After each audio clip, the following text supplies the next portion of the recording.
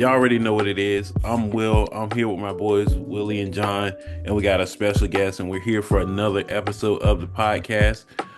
So, without further ado, I'm going to introduce our special guest, Conflicted, and then we can go from there. We can just have a good time today. Hey, big conflicted, Sure. big Bickle in the building. Yo. You know what I mean? Put respect on my man's name. We in here. Whoa. It's not nothing like that. But hey, everyone, my name's Conflictedairr. I'm the creator of Black Sky Gamers, creators of Black Sky, and artists of Black Sky feeds on BlueSky. And I'm a couple other places too. Some people might also know me as the guy in the pickle suit. They might know me as Conflicted, the black nigga pickle. But I'm glad to be here today. Well, this morning, I'm really glad to be here. This is like a really great opportunity. I'm really excited. I can't wait for the questions y'all have for me. I don't know. I'm really excited. It's like my first time being on a podcast. So yeah, we are just honored to have you. So, listeners, as you all know, we have really transitioned over to BlueSky, and we were unsure about the community. And then Will here connected me with Conflicted, and we just saw what he was doing, the community he was building.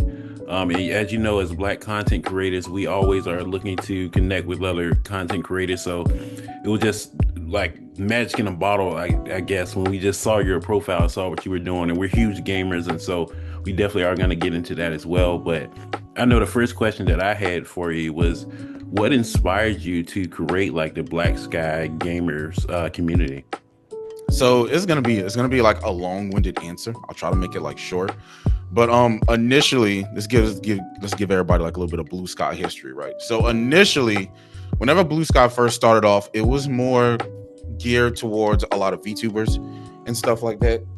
It was around the time that they had a lot of things going on with X at the time when it comes to things like AI and the handling of it. So there was like two other big platforms. There was BlueSky and there was Mastodon. BlueSky at the time was only invite only. I ended up going to BlueSky around the second wave of the AI terms of service thing. But I made an account, but I never really did anything with it, right? But then I decided, let me actually see what's in here. What can I do? What things do they have to offer? And then I happened to run into the OG feed, Black Sky. And I love Black Sky. I love Rudy. I love everything that he does. I'm trying to learn stuff like ATP and ATP protocol and stuff like that to try to improve the Black Sky Gamers feed. But basically what I noticed was, as much as I love Black Sky, there were people in there that were also posting their content, their blurry stuff, things of that nature, but not necessarily getting the kind of love or interaction they wanted. And it's not to say like you can't get that in Black Sky, but it's not geared towards that type of thing, right? It's geared towards getting a majority, like having a space for the Black community, but we also needed those subspaces also. So then one day on November 14th, at like 6 o'clock in the afternoon, I got pointed in a direction by another user. She went by Yaptacularly, but she's the creator of Black Book Sky. I was like, hey, do you happen to know like how I can make a feed? Because she made a feed. She made Black Book Sky, which is really, really popular feed also. She pointed me in a direction, and I went in that direction, and then I happened to make the Black Sky Gamers feed, and then everything just overnight just literally went up from there, and it was insane. I wanted a place to where Black creators, Black blurs, things of that, like, even though it's Black Sky Gamers, we have blurs, we have people that do comics, we have all kind of developers, all kind of stuff in there. All that's welcome, cosplayers and all that. I wanted a space to where we can see us and connect with us, if it makes sense. Yeah, absolutely. And that was the inspiration for me as well. So I definitely understand your reasoning behind it, because that was the main reason I created this podcast too. We're based out of Virginia, but I'm a huge blurred and just wanted to create a space, not just for Black people, but for allies and other people as well, just for, I guess, the misfits out there who are just looking for their tribe. So that's what I did. So I appreciate that, man. That's amazing. Nah, I try. We still have a lot of kinks to work out. We're still growing, right? But every day is like new positivity, right? And we do a lot of trial and error. We're not perfect. It's not I try to tell people this whenever I talk to them. This is a place for us. This is a place for you to post your content, your links and stuff like that. But that doesn't mean you'll just skyrocket. There's still work to be put in.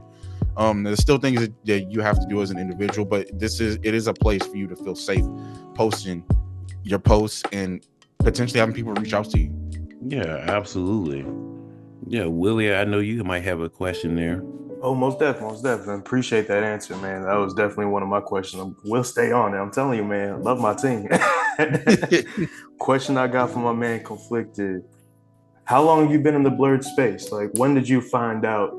You know what? I like this anime stuff. You know, I like these video games. I think this is the community I gotta find for. Like, how long do you think you've been a blurred, my man?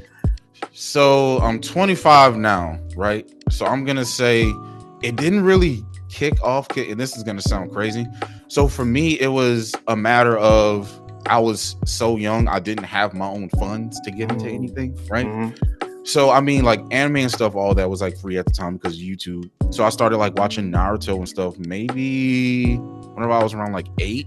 But I was watching like YouTube and stuff and trying to find all kind of things. But I've always loved video games, anime, and all that to an extent. My mama, for those that don't know, I'm from Louisiana, so my mom is your grandmother. My mama, she had legit the Dragon Ball Orange VHS tapes. So we used to watch all those on repeat. She had the OG Pokemon VHS tapes.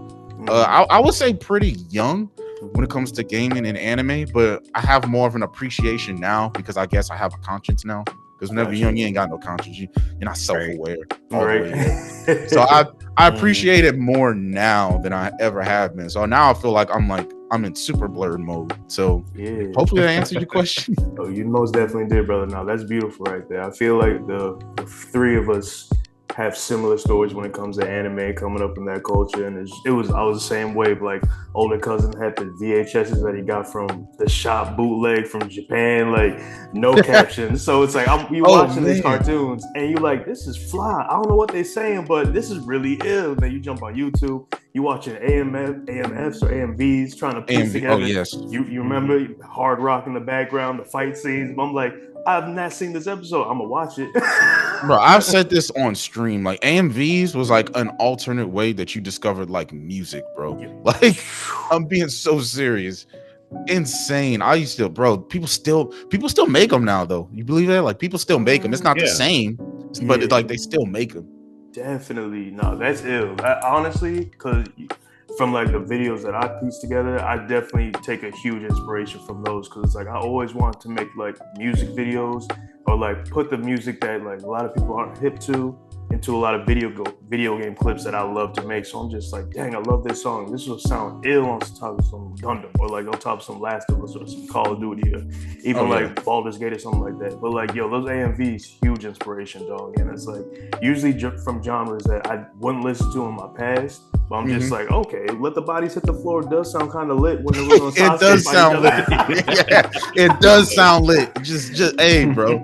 Hey, we definitely connect on that, bro. I'm gonna send you an AMV on BlueSky. I'm gonna send you one to UPM, and it's an artist from down here where I'm at. So we're some real gangster shit, bro. I listen to that on stream and I get people jumping, bro. It's some gangster shit, bro. Get me right, dog. Cause I'm gonna get you right, bro. I'm gonna get you right. I'm gonna get you right. I'm gonna get you right, bro. You gonna PM me and you gonna be like, oh my God. I'm telling you. Appreciate you guys. No, I'm hyped for that, man. Thank you for answering my question, my man. No problem, man. Yeah. Jojo, you got one, dog? Yeah, dude. Since we're on the topic of anime, comics, and gaming and stuff, how important to you is representation in gaming, comics, and anime, and what shifts have you seen recently? So when it comes to representation, it's very, very important. But I want to harp on the representation needs to be very, very meaningful. Because, I mean, I don't know if y'all have noticed, there are times where there's just a person of color character for like, whenever I say this, for like absolutely no reason to have a person of color character.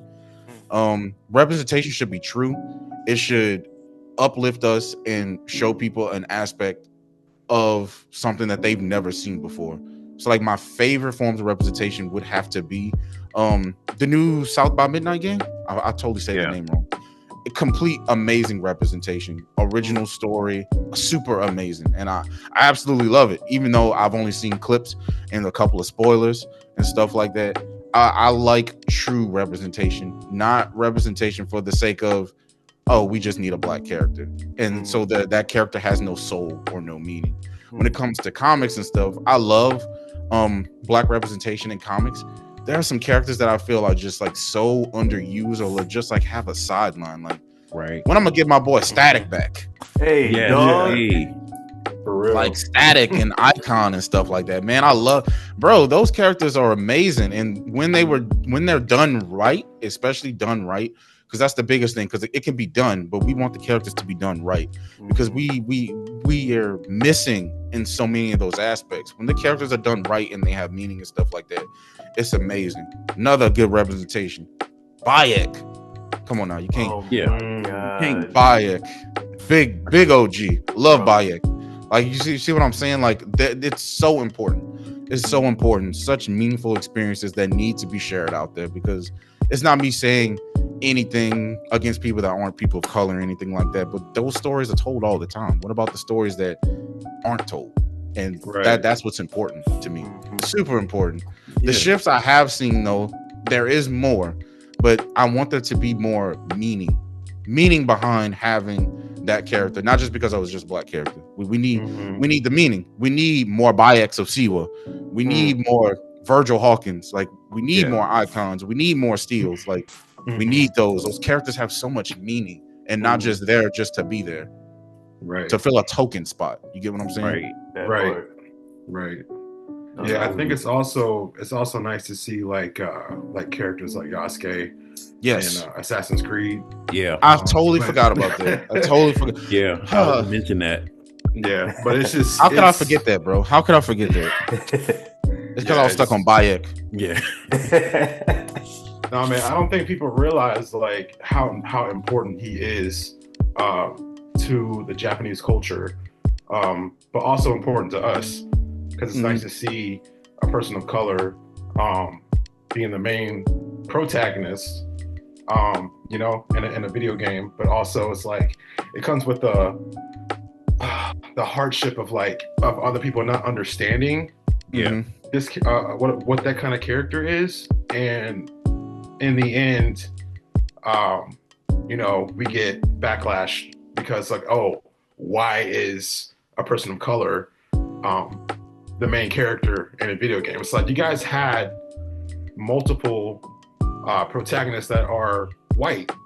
You had Ezio Auditore, which I ain't gonna lie, Ezio was still a GOAT. Don't get me wrong. Yeah, he is a GOAT. He was still a GOAT. Sure, yeah, he is. You had Ezio Auditore, you had Altair, you had Edward Kenway. There was another Assassin's Creed game where you played as a Haitian man. I forgot, but he dies in that was he Black dies. Flag. Yeah. Yes. Black Flag. Yeah, he dies by another man. I think he dies by Edward. Oh, I'm sorry if I'm spoiling that to anybody, but I'm sorry. The game's like 10 plus years old. I'm sorry. No, you go catch up. I'm sorry. But no, you're absolutely right, bro. People I think a lot of when it comes to when it came around shadows and stuff, it was the fact that I guess this is coming to some people's defense, but it's not me coming to people's defense, but it's like something that it's just putting it to my mind that it is a little bit of unknown history that he was actually a real person. Right. Yeah. Whenever I went to Japan and stuff like that, I got to be next to his statue. I could take a picture right next to it. So a lot of people just didn't know the history behind it, right? So then you have the small echo chamber on the internet that's negative, but then you have people that just like, this doesn't make sense, because they just don't know they just didn't know the history behind it and stuff, right? Right. So then once they get taught the history, like, okay, this makes sense now. You know what I'm saying? Not everything I feel is completely negative. Not everything is against us. It's just whenever you have that minor minority that has like that big echo chamber, it gets to where you feel like everything's against you. Absolutely. And I love the phrases that you used there when you said representation should be true and we need more meaning in our representation, because I feel like we all feel the same way with that. Like, we don't need just to shoehorn the black guy in the cast just so you can say your movie's diverse, just to say your video game's diverse. And like you said, he's got one line, or he's the generic thug, or he's the generic black guy, and it's just like, that's his only caricature, that's his personality, versus where's the meaning behind that? Where's the story behind that? Where's the Yasuke? Where's the history? There's more story. Where's the Virgil? You know what I'm saying? Like, those episodes we watched as kids, and of course me not even realizing it, like when Richie's dad was racist, and Virgil and Virgil's father had to go through those motions. Seeing that in a cartoon, that was like a first for me. You never see that. It's like you see us as cartoons, we're the villains, or you see us as cartoons, we're just the background cast. It was like, yo, they're really exploring this. This is Saturday morning on Kids WB racism. Oh my God. I'm like, besides the Justice League crossover episodes, if you ask people what they remember about Static Shock, they remember that episode. Like 100%. Exactly. Yeah, they remember the episode 100%. Besides the big Justice League crossovers, they remember that particular episode. Bro, Static Shock talked about a lot of hard things. It really that we went through. Like on some real stuff, like, and that was just, you're right, one of many episodes that actually touched bases. Like, it was amazing. Like, they touched on drugs in the hood at some point. I was like, yo, what is really going on? I'm like, Static was really about that, and it's so sad to see it gone now. But of course, I know it's getting this garner in comics, and I know we're slowly getting footsteps closer to like the DCU and seeing the live action Static. But yeah, we got Mr. Terrific. We have so many other Black brothers that should be highlighted, and it looks like James Gunn is actually giving us a chance, which I'm all for. Can't wait to see Mr. Terrific do his thing. But man, for sure. I can't wait to see Mr. Terrific talk that shit. Because I'm saying, dog, come on, let them know you're the smartest in the room, brother. Come on, dog. He even talked some shit in the comics, man. He really did. He even put Batman in his place. It's like, okay, if you can stand toe to toe with Batman, you on it, man. I'm looking forward to that. I appreciate that answer also. And there's one more thing you got me that I wanted to plus on, I wanted to add to, because I was like, damn, he's on it, he's cooking. I was like, let me jump in the pot, dog. Come back to me. But yeah, y'all keep going. I appreciate y'all, man, for real. I did say one thing on stream, and somebody was like, you kind of putting down my man Bayek. I wasn't. Listen, I love Bayek, right? But I was like, okay, Bayek versus Ezio, who you think will win? I was like, Ezio has guns. Ooh. Ezio has wrist guns. Yeah, it took a while to reload, but he has wrist guns. Yeah, that's true. I forgot about that. He has wrist guns. What do y'all think? Ezio versus Bayek? I think Ezio. Yeah, I would go with Ezio too. I'm going savage. I'm good. If it's just like combat, Bayek, right? Yeah. Now Ezio can throw down now. Ezio ain't no wimp. Oh no! But if it's combat, it's Bayek. But as soon as Ezio get pulling out the wrist blickies, you got a little trouble right there. It's over. Off the sneak too. Yeah, he too clean with it. Ezio a different type of brother. Then Ezio had the dual blades on the wrist, so that's like poke you up twice. Ezio was up there. But now listen, if it was like Bayek and Yasuke strong as shit. Oh yeah. Yeah, I'm playing Assassin's Creed Shadows, and Yasuke, you can just roll through people immediately. Like Bayek could swing some hammers, but like Yasuke just have that pure just I love my man Bayek, but he in some trouble. He in some trouble. Yeah. For real. Oh my God, that's comedy. Yeah, Yasuke got that old man strength. Bro, beyond old man strength, bro. I've seen like so many clips. Like, bro's just kicking people off cliffs. They're like 80 levels higher than him. Just okay, let me just knock you down off this cliff real quick. Just flatlining. I'm just like, what? They got skulls over their heads. You're not supposed to fight that enemy. You're not supposed to fight him. You're not supposed to fight him. Just kicking him off a cliff. Easy diff. No worries. Yeah, no, that's a fact though. Yeah, for real. What else we got, gentlemen? Yeah, I did have another question for you. This one's kind of heavy, but kind of is in line with what we've been talking about. But as a Black content creator, have you faced like any like racism or like really challenges as a creator? Because I know as a podcast, I've told Willie and John, it's like when we started a couple years ago, we actually did get an email from somebody claiming to be from the KKK, and like it was funny to me. That's insane. Yeah, it was funny because it was like, poorly written, a lot of grammar mistakes, but and I laugh about it now because I'm like, look here, you with this colored radio station. this colored broadcasting radio station, how dare Yeah. you come on my airway and take Yeah. up my time? I don't want to hear your zoo baboon talk. Yeah, exactly. Because this was we put out an episode in 2020 talking about static and like black superheroes. Like this was around the time of George Floyd and the BLM movement. So we got that email. It was like, dang, like is it really like that? People really out here hating on us like that for real, for real. It's like it's some wild stuff, man. So I was just wondering, did you also face any like challenges like that as a black content creator? So what I'm gonna say is, like I said, that's like a vocal minority. It's just the echo chamber, and then how the state of affairs of things are now just makes it feels like everybody's against you. So, but that's not true. In my case, not yet. I'm gonna say not yet because I mean, I guess it's the way that I carry myself and stuff like that. I try not to add a lot of race and stuff in. Of course, I talk about my black experience and stuff all the time, but it's just I guess I'm not at that point yet to where people fling that at me. It's gonna happen, 100%. It's gonna happen. I would say, unfortunately, the only aspect of that where it has happened is it hasn't even.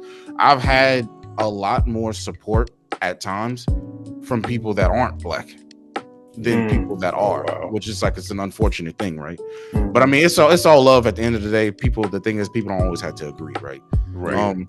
And then that's my stance on it. Is I haven't had any of that yet, especially if anybody's coming to any of my streams on Twitch and stuff like that, man. Like legit, I would say there's more love out there than people think.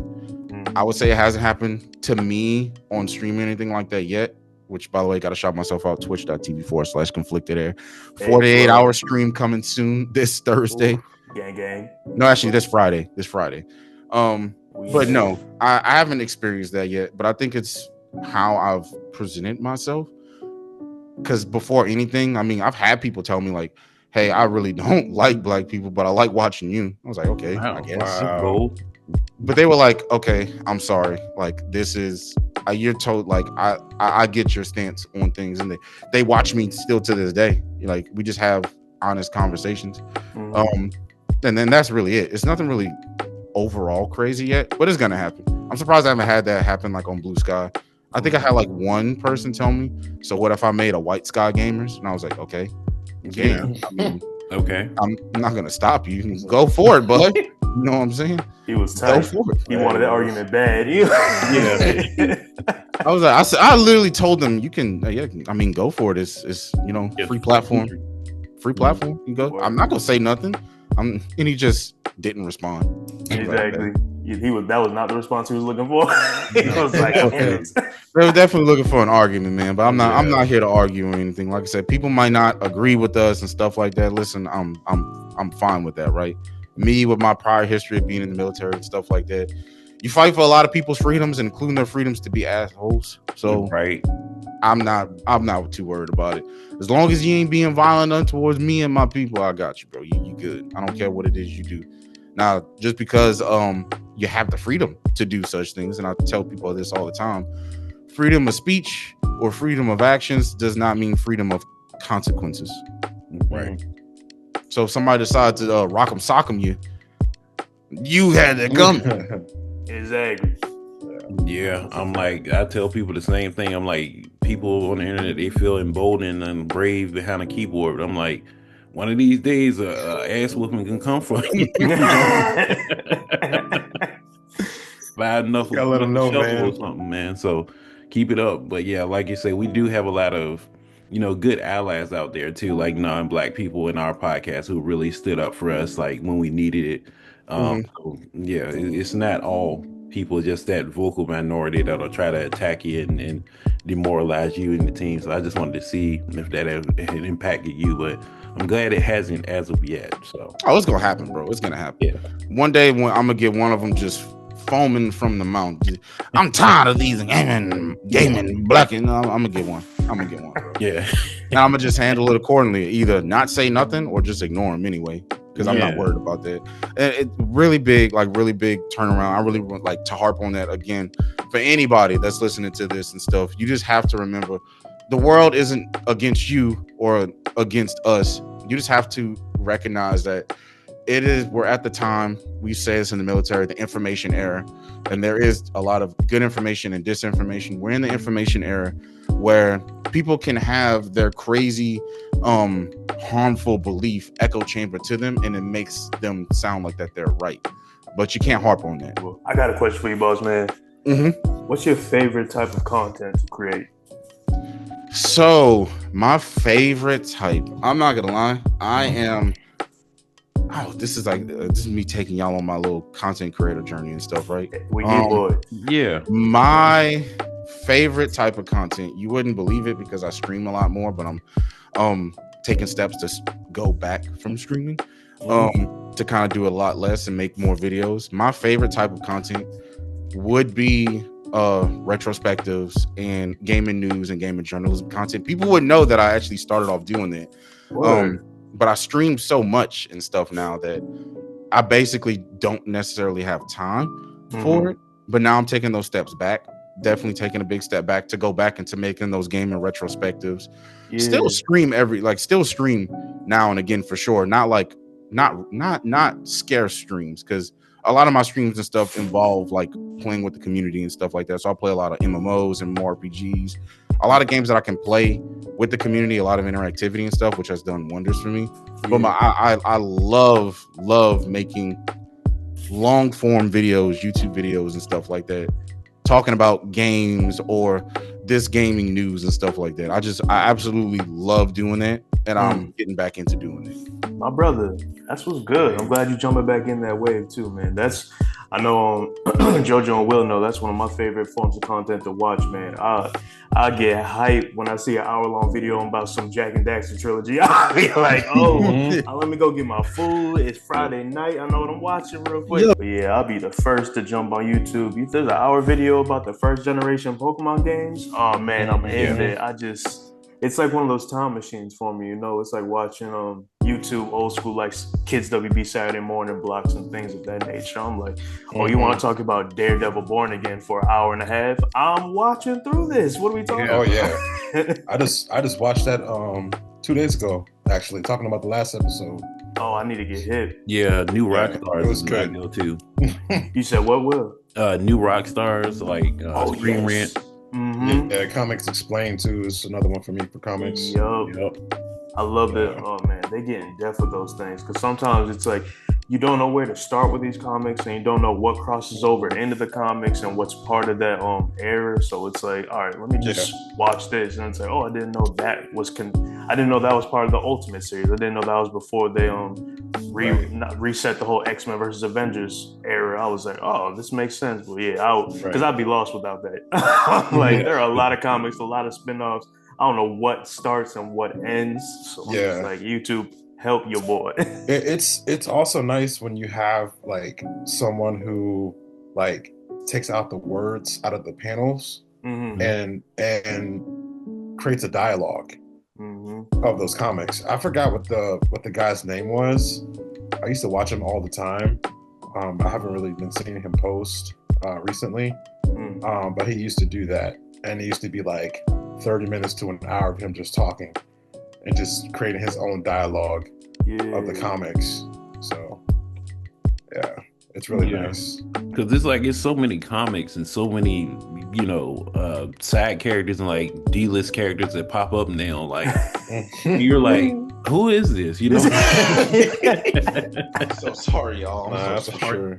You're good, man. Yeah, oh no, you good. No worries at all. I was telling them, I've been telling people a lot, because even though I haven't posted a lot, my last 2 posts on YouTube, I had, for my channel size, I had a video do 1.5K and one do 500, which is really good for a channel my size of 172 subs, right? Yeah. Thank you. I appreciate that. I was telling them, like, I study a lot of what goes on. I tell the BSG team this too, because they happen to be creators also. Whew. Helping on my godson, bro. Oh my God. I hear you, man. I was about to take a big breath, but I was like, let me warn them first before it sounds crazy whenever I do it. No, you good. Hey, man, I got a 19-year-old, so 19-month-old. So basically, I was telling them, like, I do a lot of studying, And when it comes to stuff like search engine optimization and looking at things that are like basically trending, bro, iceberg videos are really great. I don't know if y'all know the concept of iceberg video. Come on, I love Yeah. them. Iceberg videos are great, and like hour plus long videos do fantastic. I've seen channels with like 50 subs, and they do like an hour long plus video about some interesting topic or game or anything like that, or an iceberg, and they have like 50 subs, and they have like 172k views on that video, and they go from like 50 to like 3,000 from one video, and it's like insane numbers. But videos like that, long form videos, I'm definitely getting back into. Oh man, yeah, keep that up, bro. I'm definitely gonna be on the lookout for him because, as I said, dog, I just wrote past Jack 2. Was it Bioshock trilogy, 2 hours 51 minutes? I'm like, yeah, y'all speaking my language. It's like some people would be like, nah, I need the short form content. I like my TikToks, my Bond-Air. I'm like, yeah, those are cool. I ain't got no beef with those, but I'm like, if you really want me, talk that talk for an hour, I'm here for it. I promise. Yeah, but you know what's crazy? Like, people like you are becoming the majority on the platform. It doesn't even have to be like an hour. It could be like 30 to 40 minutes, like legit. But people are legit too, because it was crazy. Because I remember seeing it used to be on YouTube. I remember that trend. You needed a minimum 10-minute video, and anything past that kind of was running like the dangerous water. So 15 minutes max, right? Now it's like you can do a video as long as you want. And if you do like a long series and there's like multiple parts into it, like another video I'm planning to do on like the Fantasy Star series and stuff like that, the original Fantasy Star Online series, and you release it in parts, and then you save each part. This is a cheat code, all right? Then you save each part, and then you just do one mass compilation video that's like 3 hours long. People are gonna watch that, bro. I legit watch those videos if I'm playing like Final Fantasy 14 or something. It's on my other monitor, and I'm legit watching that while I'm grinding through Heaven's Ward. Y'all don't bully me. I know Heaven's Ward is such old content. Good. Okay.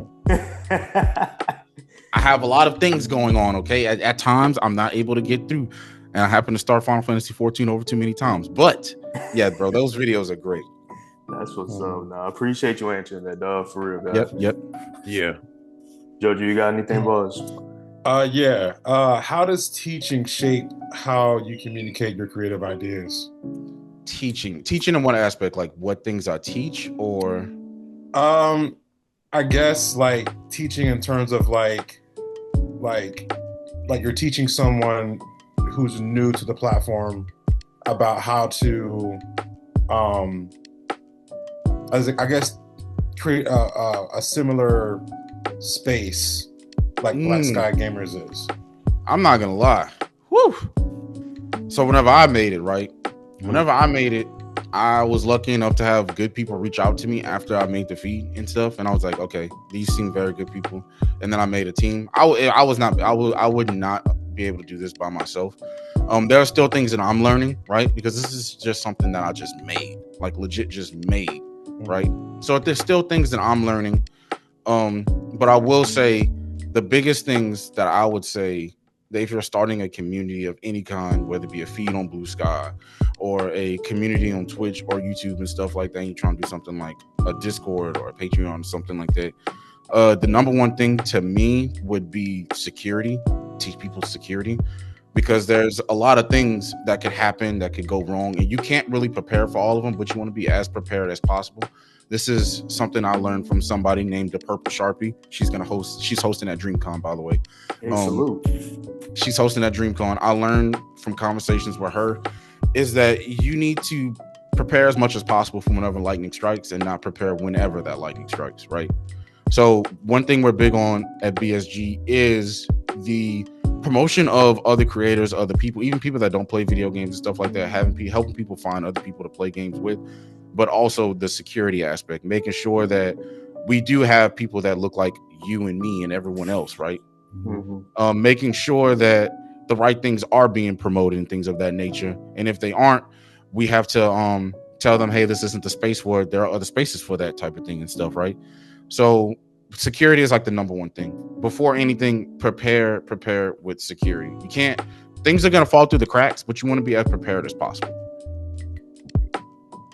Yeah, absolutely. I agree with, and just, oh, sorry, Don, go ahead. Oh, no, you're fine. Go ahead. Yeah, and I was just saying, just to piggyback off of that too, and just to our listeners, like who may also want to be just creators in general.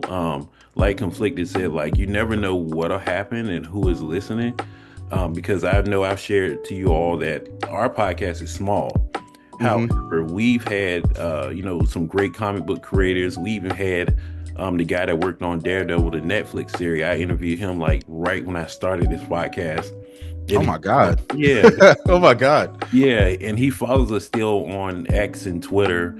And he also works for Marvel Comics. And we also had the guy who is like the producer for Lois and Clark, the Superman show on CW, follow our podcast too. And we joke like we'll talk about something on the podcast, and then that week when we release it, like the announcement came out, like we did something with Marvel, and like they announced the movie like literally the same day we dropped it. Where we was talking So, big shit. Nintendo knows. Yeah. Oh my Yeah. God. So That is insane, man. yeah. So I just want to encourage you and everybody else, man. You never know, like you said, what'll happen. You know, you capture that lightning in a bottle moment. So just always be prepared for whatever may come your way as a creator. So for real. Yeah. And John, did you have a question? I didn't want to cut you off there. Oh no! I didn't have a question at all. You go ahead. Oh, okay. Because I did have another fun question for you here. I know this is like the big one. I know all of us probably gonna jump into. What's your top 5 games and why? Oh man. All right, here we go. The hard questions. So I already told you I'll play.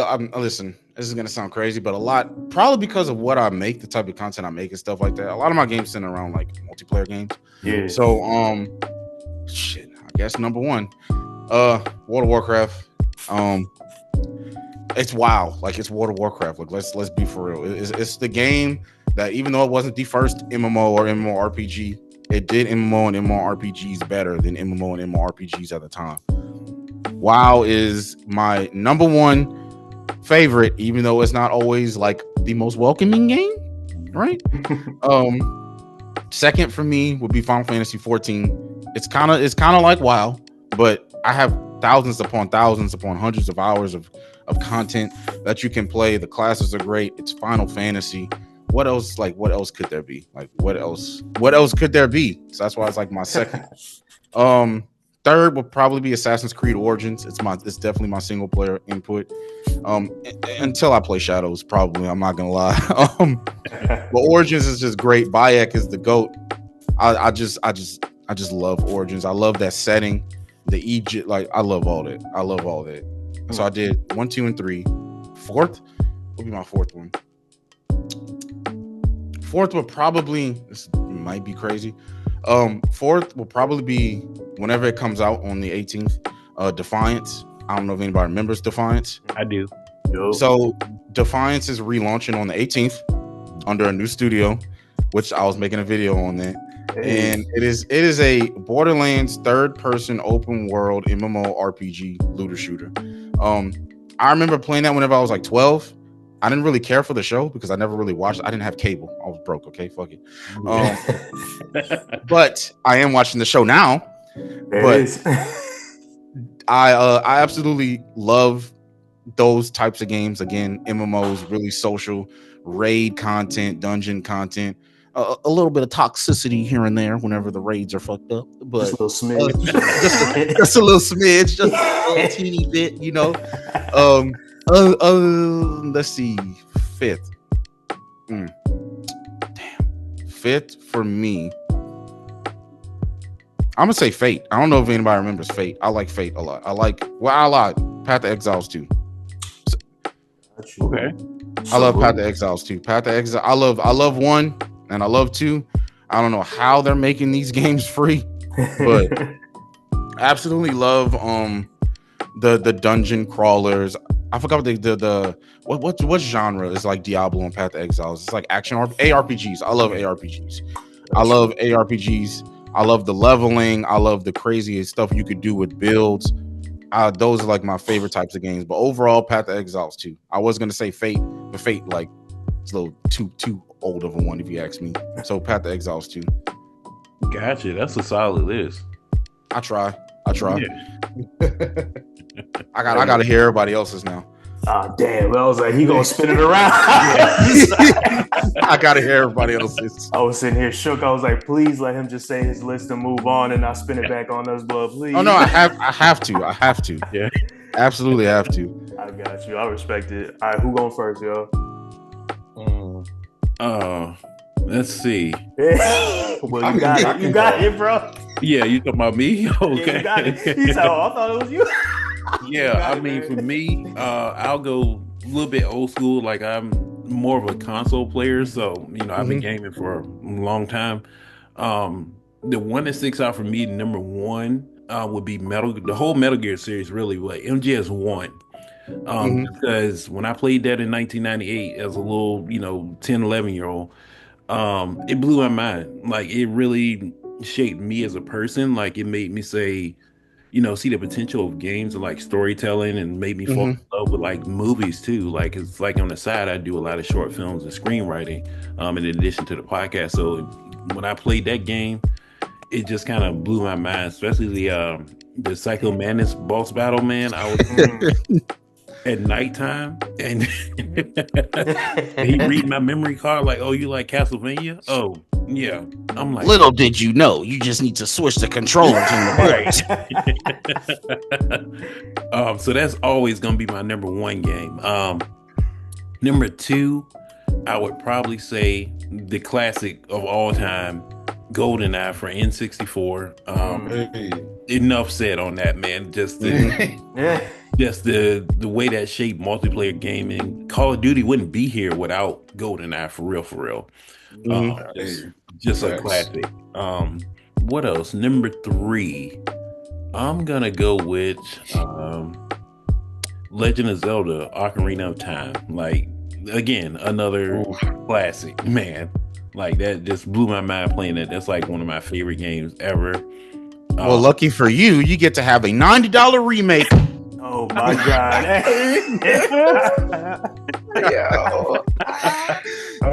Put your money where your mouth is. Oh man, I was gonna ask y'all about that too before the episode goes. What else? What was that? That was number 4. And my final game. Let's see. Ooh, it's tough. It is tough. Man, you know what? This is probably gonna be controversial, and y'all gonna be like, a WTF? But Twisted Metal, man, I love that for some reason. As a Why kid. would that be a WTF? That's classic, Yeah, I was brother. like, yeah. Bro, so many people remember Twisted Metal. Like that was a thing before. This is crazy. Yeah, that was definitely a thing before I was born. Yeah. Damn. I say it in the BSG Discord all the time. Yeah, we got a lot of dinosaurs in there. Some of them seen fossil fuels whenever they was alive. He said fossil fuels. I'm not gonna lie to you, bro. So it's like talking to the more experienced people, because like I'm 25, right? I'm sorry to like cut into another subject, but like me being 25, talking to more experienced and older people, I'd be like, damn, I'm really young as fuck. Somebody was talking about a Magnavox, and I was like, "What? Oh damn! Oh yeah! Ooh, what is that?" Yeah, I knew exactly what it was only because of YouTube and stuff. I was like, "Whoa!" I'm like, "Wow, we really have different ages in here." But continue. I'm sorry. Oh no, you all good. Yeah, that was my list right there. A fantastic list. Of course. Oh, you 6. It's like I'm gonna go last. No, man, I can go. I was asking you if you want to go. Good. You good, brother. I'm joking with you. Yeah, I got something light. So my number one, like, it's probably my earliest gaming experience is playing Sonic on the Genesis, and ever since I played a Sega first before a Nintendo anything. So all I knew was the blue blur, and I was like, I didn't know video games could move that fast. So I was like, oh, this is ill. And then I learned about Mario, but it's Sonic to this day for me. So Sonic 3, though, that's probably my number one, because I'm a Michael Jackson fanboy, of course. So hearing the music in every level have the Michael Jackson influence, or knowing that he touched on some of these levels, I was like, well, I'm biased, so I gotta have that Carnival Zone, gotta have that MJ's flair to it, you know what I mean? So that's my number one for sure. Streets of Rage, once again, you could tell my huge music influence. I love the music in Streets of Rage, bro. Yuzo Koshiro is a different animal when it comes to the keys in these video games, brother. Like, and it's probably mainly why I love beat 'em up so much. Streets of Rage, the Turtles in Times, games like that, the classics. Love them. Like Will, my favorite Zelda is actually Majora's Mask. I love horror, and so that game is creepy as all hell when you play it as a kid, and you're like, "What the hell is going on?" You're another one that's gonna be happy with the $80 remake. Is that we heard you like Zelda? $80, you can experience this at 60 frames per second. Dog. We gotta get our shit off our chest for that after this episode for real, or before the episode's over, because Nintendo wants some other stuff. But those are my three. What's number 4? I would, if I had to throw a PS2 game in there, it would probably be the Jak trilogy. Like, I know there's Jak Frontiers and Jak X afterwards and Daxter on the PSP, but Jak and Daxter, me loving Crash Bandicoot so much on the PS1 and seeing like Naughty Dog still continue that in the Jak and Daxter series, I loved it. I love the platforming, I love the storyline. I know some people bomb on it, but I even love when it turned into like a quote unquote GTA clone. I was like, this is tough because I never had GTA. Mama let me, you feel me? I was like, Mama let me give me a lot of games, but GTA was definitely not one of them I was allowed to get. So I was like, oh, I can play GTA but rated E? I'm in here. I'm outside with it. Oh yeah. 5th one, probably Sekiro Shadows Never Die. Oh my God. Brother, when I tell y'all, Will and JoJo already know this. Yeah. That was my first and most likely my last FromSoft game, id game, whatever you want to call it, that I will ever play. I love that game. I tried one Dark Souls, Demon Souls, whatever you call it. I was like, this ain't for me. But Sekiro, I could rock with. Even though I got washed over 100 times on the first little mini boss. That's great. So like with the hardest of them, you actually like. You feel me? I think it's the speed. Personally, I was like, I like the speed of that game. Because when I tried the Demon Souls, Dark Souls, it just seems slower to me. And I'm like... Did you play the remakes or did you play the original of like the Demons and Dark Souls? I think that was where I messed up. I played the original. Okay. So yeah, those are slower. The Blue Point remake of Demon Souls, absolute cinema. Absolutely. See, I'm gonna give it a try. That's what I keep hearing. But I'm like, Sekiro, I love that, and I'm gonna try one day because everybody's talking about, of course, Elden Ring and all the newer like FromSoft games, and it looks beautiful. I definitely want to get hip. I'm not so much of a masochist to play a game just because it's hard, but I'm like, if it's pretty and I like have fun with the combat, I'm a combat heavy guy. I'm like, if I could look fly while I'm whooping ass, I will play that game. Like, I promise you. If I could look flashy, it's like, all right, make it look like a little anime scene or like my favorite kung fu scene. I'm like, all right, I'm gonna play it. But yeah, that's my list, brother. I appreciate y'all. What you got, JoJo? So for me, this is in no particular order. But my first one is NBA Street Volume 2. Absolutely. Reminisce. The soundtrack alone in that game, bro, is I used to get musty playing that fucking game. It's so smooth, man. It's so serious. Crossovers and everything, like the game breakers, you can't get much better than that. My second one is Tekken 3. Been a big Tekken fan for over 30 years, bro. So it's been wild. And Harada, with this Tekken 8 one that we got now, it's a little different, but I will always have Tekken 3 close to my heart. That's my first one. Third is Streets of Rage. I just love the color palettes and the soundtrack and just the overall like aura of the game, bro. Like, I'm a huge beat 'em up fan, just like Willie, and I could spend hours playing that game. My fourth one is Ultra Street Fighter 4. Love it. The roster is ridiculous. And I love that they just added in that ultra factor too, because I wasn't even aware of that until Willie told me about it, and I was like, oh yeah, I'm not gonna stop playing this. Just wait until Ultra costs you $100. Yeah. Just because of the name Ultra. Yeah. Oh, Yeah.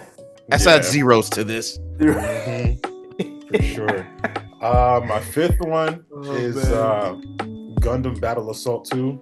Again, heavy roster. Love it. Checkmate. And glory to the winner. Yeah. I love it. I love it, man. And I'm gonna just throw a bonus one in there. WWF No Mercy.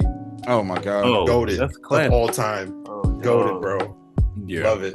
It's crazy how I Yeah, know that's that all right. game, and I've actually played it on the emulator that's like behind me in my room. I've played it on the emulator, but it's just crazy that I know that game. Again, I was like, I probably wasn't even a fucking fetus whenever it came out. I'm sorry if I'm cussing too much, by the way. No, I'm you so good. sorry. You good. That's a fact. Oh. Yeah, and just to throw out a fun fact about that game was sold out everywhere as a kid, though. I was like 12. Like we had to track it down at a random Target at like 2:00 in the morning. Like, because they had just got a shipment in. Like, that game was sold out everywhere. I was like, All I hear is that diggity dog. that too, forever stuck in my head rent free. Oh man. Those are ill lists. Those are not the segue because I know we're getting at the end of the podcast. But how about those $80 to $90 video games, y'all? That's what I was going to ask y'all. How y'all feeling about Nintendo? Okay. So as much as I joke on it, right, and I think it is absurd, we talked about this a lot. The day that the announcement happened, so I'm not gonna lie to y'all. Wait, let me rewind a little bit. So on stream, right, we were looking at the Nintendo Switch 2's initial release trailer, and we were looking at leaks and stuff too. And I had a couple of predictions, and a couple of these predictions came true. I predicted that it would be a more PC-like system, so like the ROG Ally X and the Lenovo Legions and stuff. I predicted it would be 120 plus frames, and I predicted it would have 4K 30 to 60. Which was crazy because whenever it actually happened, people were like, "Oh my god, you were right," and I was like, "This is crazy. Don't stroke my ego. I just had a assumption." But well, I will say it. So the thing about the games, right? The console pricing itself changing, I'm not surprised because the current situation in politics and all that. That's something we can't blame Nintendo for at all. I mean, they have to move as a business, right? A lot of people were saying that, well, it's Nintendo though. They always do their own thing. There's only a point to where you can do your own thing. And they understood that they can't do their own thing this time, because if they did, it'd be very troublesome for them as a company. They've been a company for 200 plus years for a reason. That longevity, right? So they had to get with the times when it comes to the whole tariffs and all that stuff, right? They had to. The game situation, we can't act like, in my opinion, right? Games being 80, 90, $100 plus in my case, whenever I bought Diablo 4, whenever we can't blame them for doing that in a sense of that's just been the industry standard, but we can be shocked and we can blame them for the fact that Mario Kart World shouldn't be $80. Thank you. It's Mario Kart. Thank you. If it's some type of, and it's really no game should be that much, but in like Diablo's 4 case, it's Diablo.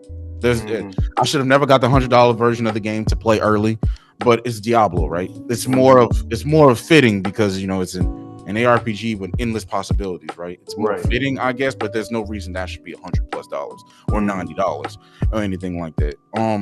I don't know why what made them conform to the standard of the industry to do $80-$90 games for games that came out 20 years ago. You can still try to get Mario Kart 8 now, and it's $50. Yep.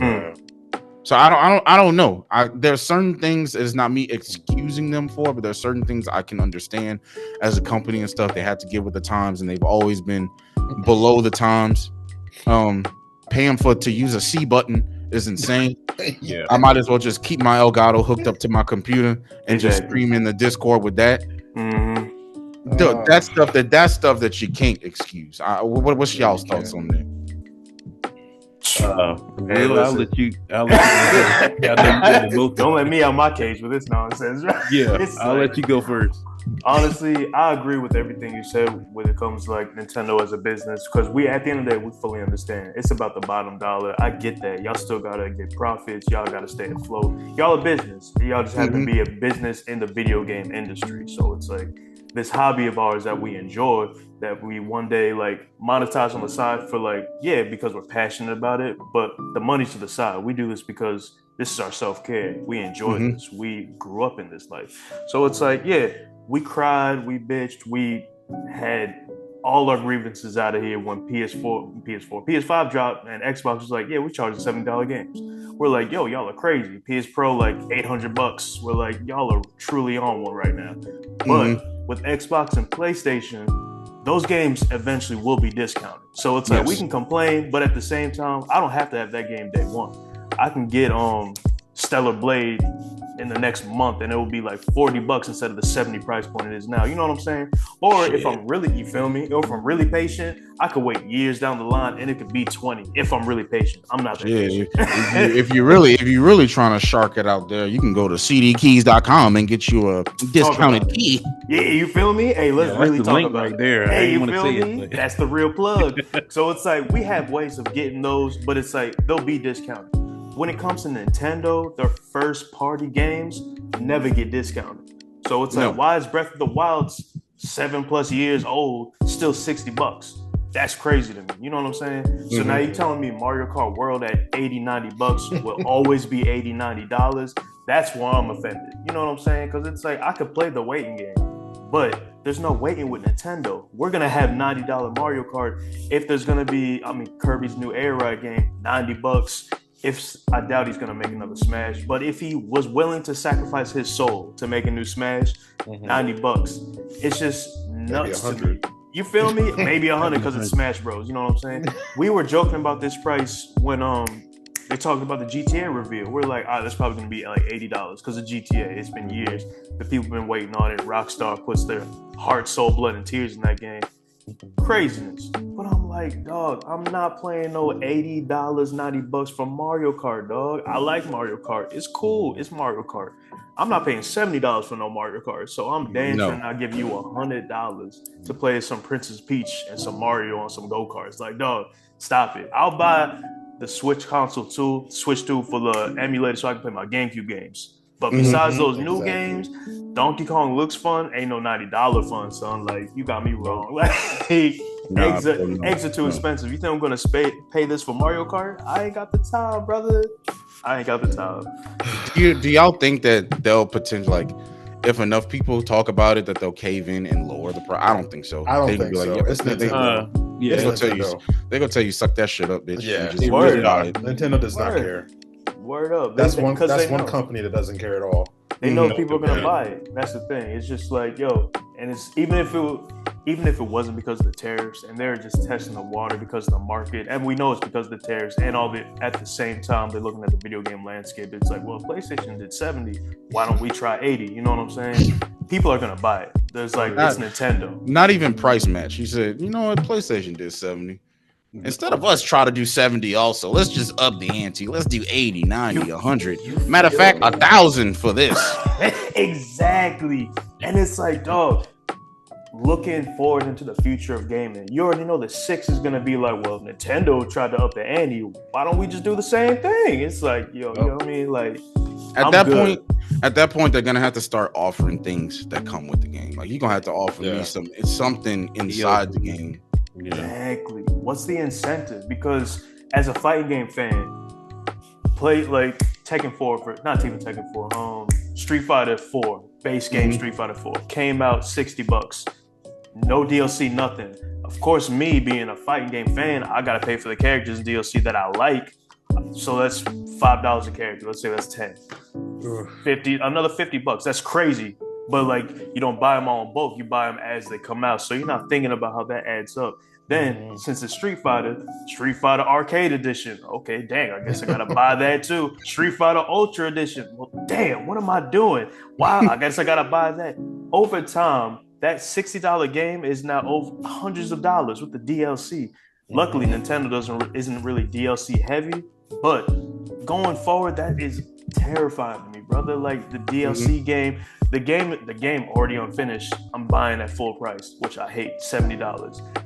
No DLC included. That shit adds up, dog. Like, yo, I only have one job and I only make so much more money. Like, dog, like everything's going up but our wages, and it just sucks seeing that in real time every time, because this is supposed to be a hobby we love and we do out of our own free time. But it's like when the hobby becomes too expensive, you looking at yourself like, all right, yo, can I get this? Like, do I really need this game right now? And it just sucks that we have to have that kind of conversation nowadays. Yeah, I was so I just recently got a PS5.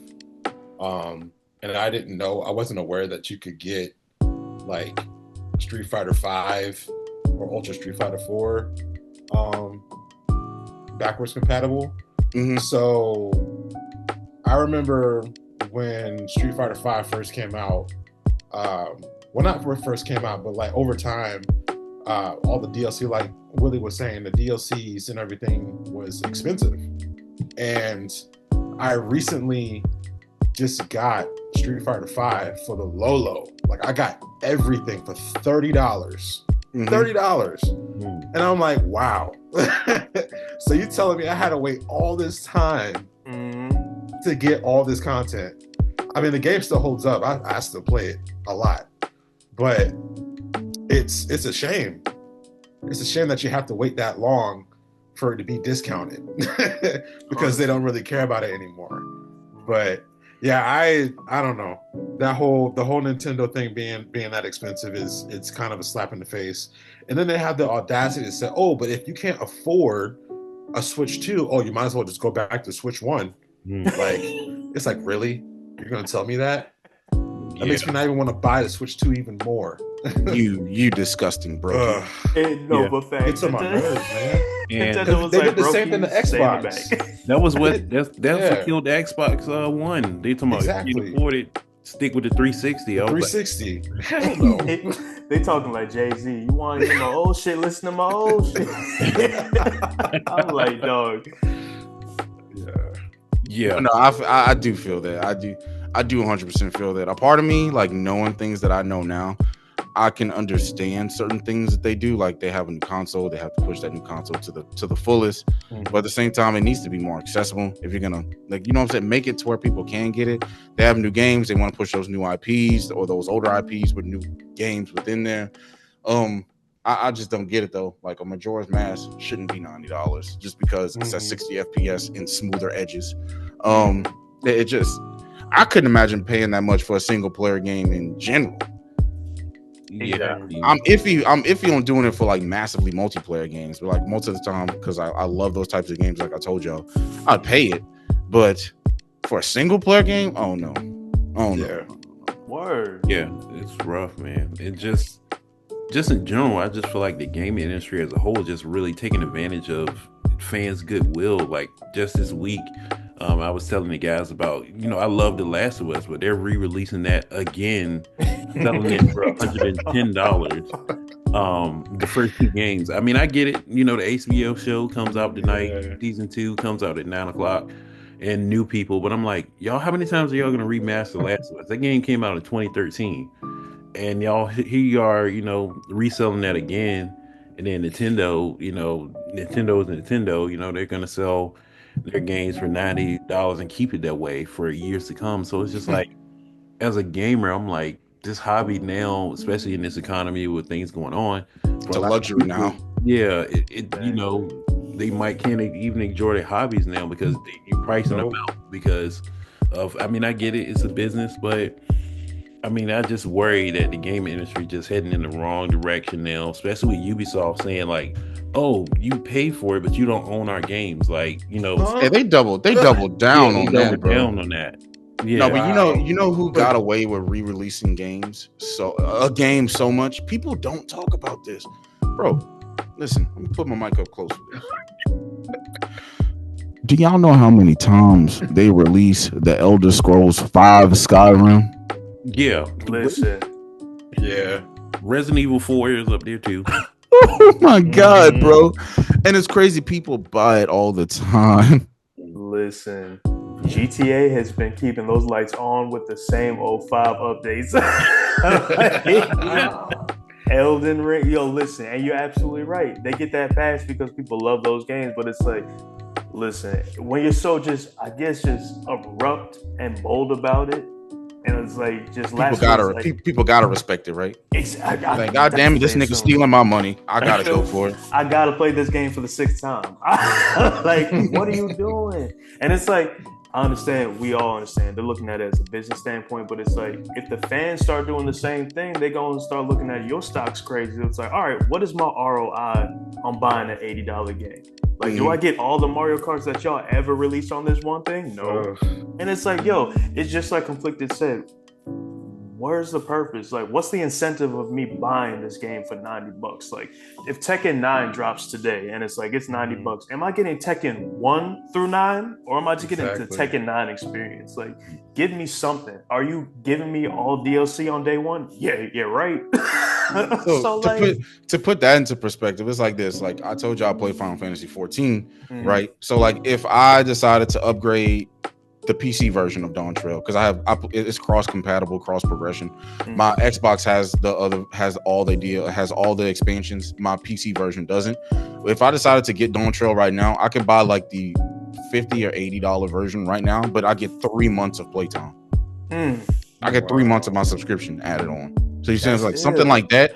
It's still a heavy price, but at least you're getting something. Yeah, that exactly. You know what I'm saying? Like, are you discounting my PSN subscription? Like, see, that's an incentive. Like, yo, it's like the fact that we even pay for online gaming is a whole nother conversation. Like, it was something that was gonna happen. It was something that was gonna happen regardless. It is, but it's like, damn, y'all. It's crazy that we look back and be like, yeah, we were just on the PS3 and Xbox 360 playing online for free. And it's like they slip that in and be like, you gonna pay for that, and we just went with it and never looked back.